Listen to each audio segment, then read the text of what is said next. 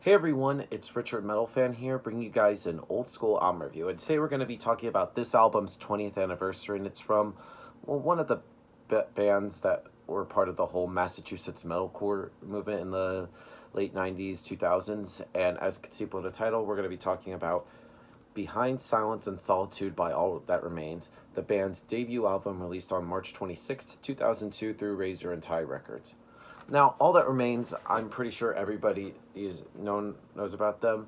Metalcore band from Massachusetts, been around since 1998, and of course this album, compared to like some of their more later albums, like All That Remains were kind of like a metalcore band, but with this album, they kind of like have musically just follow into like more the melodic death metal movement, like kind of like the Gothenburg her bands like At the Gates, early In Flames, Dark Tranquility, Soilwork, which pretty much a lot of those first wave of metalcore bands cite the Gothenburg movement as like a big influence on their sound, and it definitely has that.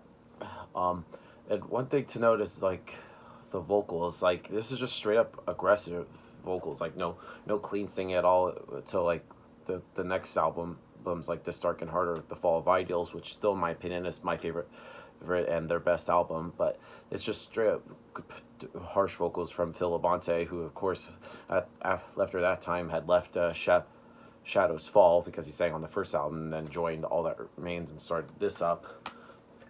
And then the guitar work on this album is tight from Ollie Herbert, may he rest in peace, and Chris Bartlett. Like both of them come up with some great riffs and just really great melodic leads and just furious like straight up chugging.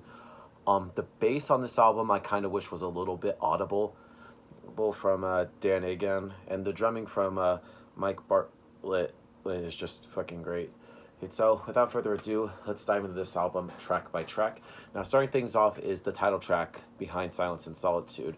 Now, right from the get-go, this song just fades into an assault of really sick melodic lead riffs and furious drum work. And I love Phil's screams that pretty much follows the riffs really well and includes a really catchy chorus. And the solo on the song is really done really well. It's really nice and short and just right to the point. And I think it's a pretty good way to start off this album. Next up is From These Wounds. Now, this song is pretty done in the same vein as the previous song, if not slower. And I feel like Behind Silence and Solitude and From These Wounds are really a good indication of what's to come later on in this album, and it gives a listener a good like introduction to All That Remains of sounds. And I think some people might notice the things here, the repetitive sections, but it can be a little bit boring, and a couple of well-placed solos split in two by a nice guitar or harmonies fill up the song really well. Next song on the album is called Follow. Now, Follow plays kind of like a full-on hardcore bruiser, as the guitarists have like a very chunky chugging riffs that grind away, while Phil just barks out like traditional hardcore like vocals here. So I guess this is kind of like the more hardcore kind of song on here. Next up is Clarity. Really sick guitar work on here. I think it's great. One thing I noticed is just I love the riffs on here. And then we get to the next song, which is called Erase. Now, Erase starts off with a nice, calm, melodic guitar that introduces the song before the heavy guitars just come in blazing. It thus morphs into a frenzy of chunky rhythms and tight blasting drumming, and it has a really catchy and memorable chorus, deep, and it has a really groove, and it's just blazing all around. Next up is Shading. Now, Shading right here is straightforward.